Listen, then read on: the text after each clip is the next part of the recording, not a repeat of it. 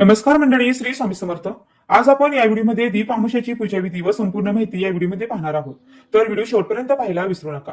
12 August 2026 ला बुधवारी दीप अमावस्या आहे आणि या दिवशी लोक झाडांची दिव्यांची पूजा करतात, तसेच दान करून पितरांची देखील पूजा करतात. या दिवशी संध्याकाळी सर्व दिवे पुसून घासून त्यांची आरास मांडून पूजाही केली जाते. धर्मशास्त्रात या अमावस्येला दिव्यांच्या पूजनाचे विशेष असं महत्व सांगितलेलं आहे. रोज संध्याकाळी देवापुढे पूजा करून दिवा लावून आपण शुभम करोती कल्याण म्हणण्याची पद्धत पूर्वपार आहे, पण हल्ली लोक हे विसरलेले आहेत आणि अशा लोकांनी किमान या दीप अमावस्येच्या दिवसापासून ही सवय पुन्हा अंगवळणी पडावी असा एक सूचक करणारा हा सण आहे. तसेच बघा, आषाढी अमावस्येला हिरव्या रंगाचे कपडे परिधान करणे शुभ मानले जाते आणि अशा उत्सव प्रसंगी कणकेचा दिवा करून तो दक्षिण दिशेला लावला जातो. हा दिवा दीपपूजा आणि पितरांची पूजा या दोन्हींचा हेतू साध्य करतो. दीप अमावस्या निमित्त दिव्यांची पूजा करून तो दक्षिण दिशेला ठेवल्यामुळे या दिशेने यमसदनी जाणाऱ्या पितरांना प्रकाशाची वाट दर्शवली जाते. तसेच बघा, किडे मुंग्या रूपाने दिव्यापाशी गोळा होऊन हे जीव हे कण खाऊन तृप्त होतात आणि अन्नदानाचे पुण्य देखील यातून प्राप्त होतं. तसेच काही ठिकाणी ओल्या मातीचे दिवे करून त्यांची देखील पूजा केली जाते. तसेच उकडलेले दिवे जे कणकेचे असतात ते बनवून ही नैवेद्यही दाखवतात. सायंकाळी सर्व दिव्यांची आरती देखील केली जाते. आता शास्त्रोक्त पद्धतीने दिव्यांचे पूजन कसे करावे, तर या दिवशी घरातील सर्व दिवे स्वच्छ करून समई, पंती, निरंजन हे सर्व दिवे घासून पुसून स्वच्छ करावे. आपल्या घरामध्ये जेवढेही प्रकारचे दिवे असतील, मग त्या समई असतील, निरंजन असतील, लांबण दिवे असतील, गोल प्रकारचे दिवे, पितळेचे दिवे, तांब्याचे किंवा जेही दिवे तुमच्याकडे असतील, चांदीचे, त्याचबरोबर नवरात्रीतले दगडी दिवे, सगळ्या दिव्यांना काढायचं, स्वच्छ करायचं. कारण इथून पुढे आता खरी सणवारांना सुरुवात होणार असते आणि दिवे आपल्याला प्रत्येक या पूजा अर्चामध्ये लागतात. तर मग हे सर्व दिवे स्वच्छ करून घ्यायचे, छानपैकी त्यांना घासून काढायचं, धुवायचं, कपड्याने पुसून घ्यायचं आणि त्यानंतर देवाऱ्याच्या आसपास कुठेतरी म्हणजे समोर जागा असेल तर समोर किंवा साईडला तुम्ही हे दिवे तिथे ठेवायचे आहे. त्यानंतर सायंकाळी किंवा सकाळी जिथे आरास मांडायची ती जागा प्रथम स्वच्छ करून पुसून घ्यावी. छान पाट मांडावा, पाटावरती नवे वस्त्र अंथरावे आणि त्या पाटावर खाली आणि आजूबाजूला रांगोळी काढावी. मग पाटावर प्रत्येक दिव्याच्या खाली आपल्याला तांदूळ टाकायचे. प्रत्येक दिव्याखाली त्याला आपल्याला हळदी कुंकू अक्षदा त्या तांदळावरती अर्पण करायचे आहेत आणि त्याच्यावर दिवा हा ठेवायचा आहे. तुम्ही फुलांच्या पाकळ्या सुद्धा टाकू शकता. दिवा असाच ठेवू नका, तर दिव्याखाली काहीतरी आपल्याला आसनही ठेवायचंच आहे. खाली तांदूळ घेऊन त्यावरती हळदी कुंकू वाहून त्यावर आपल्याला हे सगळे दिवे एक एक करून ठेवायचे आहेत. या दिव्यामध्ये ज्या वात्या आहेत ना, तर त्या आपल्याला 2 वात करून एक वात आपण जशी बनवतो 2 लांब वाती घेऊन एक वात बनवायची. त्याला जोडवात असे म्हणतो. तर या जोडवातीच असाव्यात, कारण जीवाशिवाच्या एकरूपतेचे आणि अद्वैताचे हे प्रतीक म्हणून आपण जोडवात लावत असतो आणि जोड सलामत राहावा म्हणजे जोडा सलामत राहावा म्हणून आपण जोडवात हा लावत असतो. अशी त्यामागची देखील एक म्हण आहे, म्हणजे त्यामागचे कारण आहे आणि तो दिवा जो आहे तो व्यवस्थित तेवत राहतो हे त्यामागचं देखील सायंटिफिक कारण आहे. तर आता तेल टाकून सगळ्या दिव्यामध्ये घ्या. तेल हे शक्यतो तिळाचंच घ्या. जर तिळाचं तेल नसेल तर इतर तेल घाला. सगळ्या दिव्याचं तोंड जे आहे ते शक्यतो पूर्वेकडे येईल असं ठेवा. पश्चिमेकडे आले, उत्तरेकडे आले तरी देखील चालेल, पण जमल्यास पूर्वेकडे ठेवायचं आहे. दक्षिणेला या पूजेमध्ये जे काही दिवे आहे त्याचं तोंड येणार नाही याची मात्र आपल्याला काळजी घ्यायची आहे.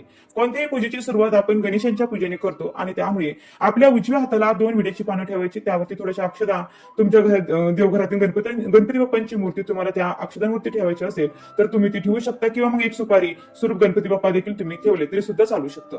सुरुवातीला गणेशांचं पूजन करून घ्यायचं. त्यानंतर मग हे जे काही दिवे आहेत हळदी कुंकू लावून घेतलेले, तर त्या दिव्यांमध्ये तेल टाकून घ्यायचं, वाती लावून घ्यायची आणि ते दिवे प्रज्वलित करून घ्यायचे.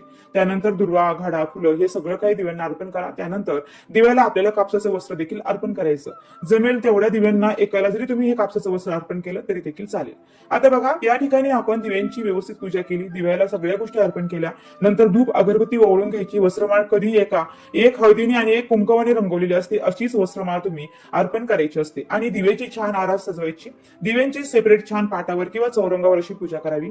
त्यानंतर या दीप अमावस्येला फुलांच्या बाबतीत सांगायचं झालं तर पिवळ्या फुलांना अतिशय महत्व आहे.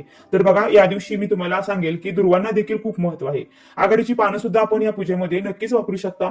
दुर्वांना वंशवृद्धीचं प्रतीक मानलं जातं, जसे की आपण आपल्या घरातील मुलांना वंशाचा दिवा आणि मुलींना वंशाची पंथी असं म्हणतो. तर आता नैवेद्यामध्ये बघा, दूध आणि साखर किंवा तुम्ही बघा दूध, गुळ किंवा लाह्या, बतासे, पेढे, फळे या गोष्टी तुम्ही आवर्जून या दिव्याच्या पूजनामध्ये अर्पण करू शकता.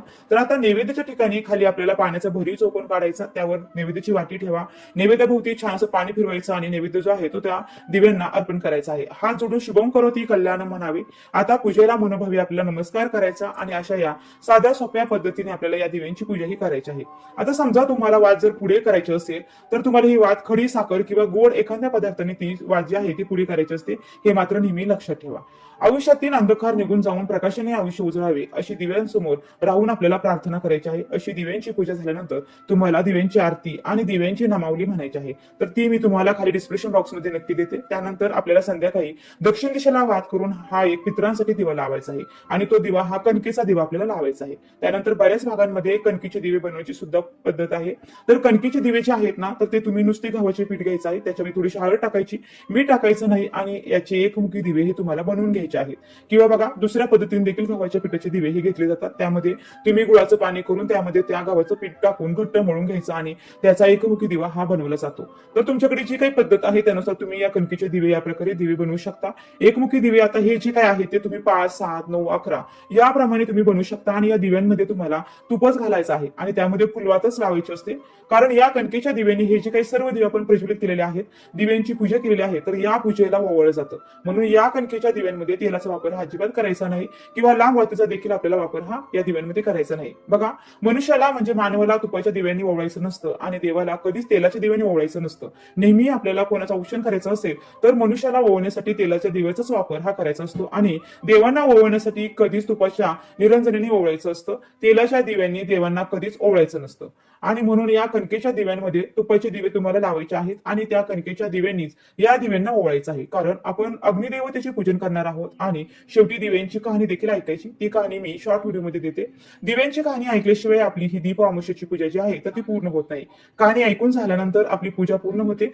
जो काही लहानचा नैवेद्य दाखवलेला आहे तो आपण घरातील सर्वजण खाऊ शकता. ही पूजा तुम्ही सकाळी केली असेल तर संध्याकाळी दिवे लागण्याची जी वेळ असते ना, तर त्या वेळेला परत या दिव्यांमध्ये तेल टाकायचं, तूप टाकायचं, परत दिवे हे प्रज्वलित करायचे, हळदी कुंकू दिव्यांना वाहून नमस्कार करायचा आणि दीप अमावस्याला संध्याकाळी शुभम करोती ही प्रार्थना म्हणून घरातली जी काही मुलं मुली असतील त्यांचं आपल्याला संध्याकाळी औक्षण हे करायचं असतं. जसं आपण वाढदिवसाच्या दिवशी मुलांना पाठावर बसवून त्यांना हळदी कुंकू अक्षदा कपडे लावतो आणि त्यानंतर ओवाळतो आणि त्यानंतर काहीतरी गोड पदार्थ त्यांच्या तोंडामध्ये देतो, अशाच प्रकारे घरातली सर्व मुलं मोठी असतील छोटी असतील तरी पण आपण त्यांची पूजा ही करायची आहे. म्हणजेच त्यांचं आपल्याला औक्षण हे करायचं आहे. कारण मुलं किंवा मुली हे वंशाचे दिवे असतात, मुली वंशाच्या पंथी असतात असं म्हटलं जातं आणि मुले जे आहेत तर ते वंशाचे दिवे असतात आणि म्हणून आपल्या वंशाची वृद्धी होते. तर त्यामुळे आपल्याला या दिवशी आपल्या घरातील मुला मुलींची सुद्धा पूजा ही करायची आहे न विसरता. मुलांना ओवळण्यासाठी या दिवशी बघा कणकेचा एक दिवा हा बनवायचा आहे आणि त्याच्यामध्ये तेल व लांब वात टाकून या दिव्यांनी ओवळायचं असतं, तूप टाकायचं नाही. बघा हे सर्व दिवे पाहून अतिशय प्रसन्न वाटतं. या सगळ्या गोष्टी करताना आपल्याकडून काही चूक झाली असेल तर देवाला पूजा झाल्यानंतर फक्त हात जोडून मनापासून देवांना प्रार्थना करायची आहे की हे देवा, माझ्या यथाशक्तीने मी ही साध्या भोळ्या मनाने ही पूजा केलेली आहे. यामध्ये जर काही माझ्याकडून चूक झाली असेल तर मला क्षमा करावी. अशी एक प्रार्थना, क्षमा प्रार्थना करून आपल्याला प्रत्येक पूजेमध्ये आपल्याला क्षमा प्रार्थना ही करायची असते आणि क्षमा मागायची असते. कारण आपण माणूस आहे तर आपल्याकडून काही चुका होऊ शकतात. पूजा झाल्यानंतर आपण संध्याकाळी किंवा सकाळी दिव्यांची जी काही आरती आहे तर ती आपल्याला म्हणायचीच आहे आणि या पूजेची उत्तर पूजा म्हणजे सांगता ही आपल्याला दुसऱ्या दिवशी करायची आहे. अंघोळ झाल्यानंतर सगळी जी फुले वगैरे निर्माल्यामध्ये टाकायची आहे, जो काही नैवेद्य आहे आपण अर्पण केलेला तर तो आपण प्रसाद म्हणून खाऊ शकतो आणि दिवे जे आहेत ते व्यवस्थित परत स्वच्छ करून जागी ठेवून द्यायचे आहेत. जे काही कणकीचे दिवे आपण बनवलेले आहेत त्यातील वाती काढून घ्यायचे आणि ते दिवे तुम्ही गाईला खाऊ घालू शकता किंवा बघा तुम्ही गुळ घालून बनवलेले दिवे असतील तर ते उखडून वगैरे घेतलेले असतील तर त्याच्यातल्या वाती वगैरे काढून घ्यायचे आणि ते दिवे खाल्ले तरी चालतात. बऱ्याच ठिकाणी प्रसाद म्हणून हे दिवे खाल्ले जातात. दिव्यांची पूजा करताना किंवा दीपपूजन झाल्यानंतर शुभम करोती कल्याणम ही प्रार्थना आपल्याला या दिवशी आवर्जून म्हणायची आहे. आता बघा आषाढी अमावस्याला 2026 चा जो काही शुभमुहूर्त आहे तो कोणत्या वेळेत आहे किंवा आषाढी अमावस्या कधी आहे ते आपण पाहूया. तर अमावस्याची सुरुवात 11 तारखेला उत्तर रात्री 1:53 सुरू होऊन अमावस्याची समाप्ती ही 12 ऑगस्टला उत्तर रात्री 11:06 होते. उद्या तिथुनुसार दीप अमावस्या असणार आहे 12 ऑगस्ट 2026 आणि त्यामुळे 12 ऑगस्टला तुम्ही सकाळी करा किंवा संध्याकाळी करा, तुमच्या सोयीनुसार सगळ्या दिव्यांची पूजा घरातही करायची आहे. तसेच बघा या दिवशी उपवास ठेवल्याने मृत पूर्वजांच्या आत्मेला शांती मिळते असं देखील मानलं जातं. या दिवशी झाडं लावून गृहदोष शांती होते असं देखील सांगितलं जातं. या दिवशी केळी, पिंपळ, लिंबू किंवा तुळशीचं रोप लावलं जातं. तसेच महिला आषाढ अमावस्याला तुळशी किंवा पिंपळाच्या झाडाला 108 प्रदक्षिणा करतात आणि कराव्यात. कारण गरुड पुराणानुसार जे आषाढ अमावस्याला व्रत करतात, पूजा करतात, दान करतात त्यांना सर्व प्रकारचे दोष आणि पापांपासून मुक्तीही मिळत असते. तसेच बघा या दिवशी काही विशेष उपाय केल्यास संकटे देखील दूर होतात. तर त्यापैकी कोणकोणते उपाय आहेत ते देखील आपण खालीलप्रमाणे पाहूया. तर नंबर 1, पिंपळाच्या झाडाखाली दिवा लावावा. अमावस्याला पिंपळाच्या झाडाखाली तेलाचा दिवा लावणे अत्यंत शुभ मानलं जातं. दिवा लावताना त्यात लवंगी टाका आणि त्यानंतर पिंपळाच्या झाडाची प्रदक्षिणा करताना ओम नमो भगवते वासुदेवाय या मंत्राचा जप हा आवर्जून करावा. यामुळे पितृदोष हा दूर होतो. उपाय नंबर 2, भगवान शिवांची पूजा करा. या दिवशी भगवान शिवांची पूजा देखील खूप फलदायी मानली जाते. शिवलिंगाला बेलपत्र, दूध, दह्याने अभिषेक करावा आणि ओम नमः शिवाय या मंत्राचा जप या दिवशी आवर्जून करावा. उपाय नंबर 3, कुत्र्याला पोळी घालायची आहे. अमावस्याच्या दिवशी कुत्र्याला पोळी खाऊ घालणे खूप शुभ मानलं जातं. या दिवशी कुत्र्याला पोळी खाऊ घातल्याने सगळे रोग दूर होतात आणि जीवनामध्ये जे काही संकट आहे ती सुद्धा नाहीसे होतात आणि पितृदोष देखील कमी होतो. उपाय नंबर 4, माशांना पिठाचे गोळे खायला द्या. या दिवशी नदी किंवा तलावातील माशांना पिठाचे गोळे खाऊ घालणे खूप शुभ मानले जाते. असे केल्याने पितरांचा आशीर्वाद मिळतो आणि जीवनात सुख समृद्धी नांदते. तर ही पूजा केल्यामुळे आपल्या घरामध्ये सुख, आनंद, समृद्धी भरभरून येत असते. वाईट गोष्टी, नकारात्मकता जे काय आहे ते आपल्या आयुष्यातला अंधार हा या सगळ्या उपायांमुळे किंवा या सेवेमुळे दूर होतो. तरी ही माहिती तुम्हाला कशी वाटली? आवडली असेल तर व्हिडिओला नक्की लाईक करा, शेअर करा आणि आपल्या चॅनलला सबस्क्राईब करायला मात्र अजिबात विसरू नका.